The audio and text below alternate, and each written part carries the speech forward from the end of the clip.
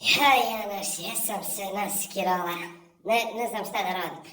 Malo prije bila s ovim svojim malo na sladoled, otišli dola u baš čaršiju. U malo žvince. Od malo pojeli sladoled, malo jeli. I kaj on meni, joj, ja sad kaj bio napoj više dopunio kredit. Joj, kaže, izgleda da koluha sa svih strana. Izgleda odazda iz Šerića dolazi crnise. Haman će kiša. Bježmo mi kući, valja sijeno. Joj, reko, bježmo, pusti sladoled i sve, hajmo mi.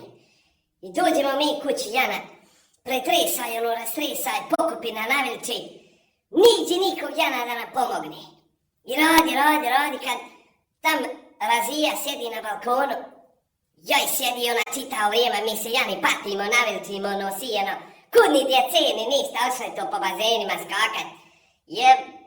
Smati u djecu. I Jana, došli smo mi kući, pretresa po navilčima. A ona Razija i dalje sjedi na balkonu i pokupi se jede neđe u kuću. Nema je. Ano je rekao, nešćede samo da priđe pomoć. I Jana, po navilčimo mi da taman da počnemo sadijevat sjeno, kad pljusak iz neba i zemlje, ljude moje, pokisla sam ko nikad. I ja i toj kjadnici. Janik sav mokar, i ja isto. Ja i posla izletio na Razija napolje. Ja njoj govorim, pa Bona, sjediš ovdje na balkonu, što ne priđe malo da pomogneš? Jesi vidjela da je koluhalo sa svih strana, hoće kiša? Što nisi prišla pomoć? Joj, kaj je otišla ja da klanjam, da malo zamolim drogoga Loha, da podori kiše.